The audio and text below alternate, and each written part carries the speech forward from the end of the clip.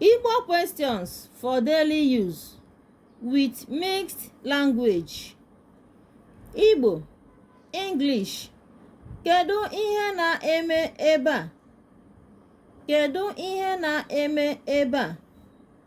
What is going on here? Kedu ihe bụ nsogbu? What is the problem? Gịnị bụ nsogbu gị? Gịnị bụ nsogbu gị? What is your problem? Ị na-agba m nkịtị? Ị na-agba m nkịtị? Are you ignoring me? Ị nwere ike ịkụ aka? Ị nwere ike ịkụ aka? Can you clap? Ị nwere ike ịgbanye TV?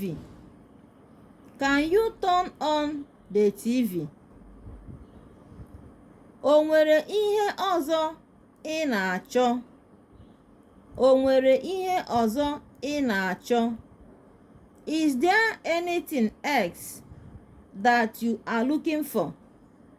Is there anything else that you are looking for?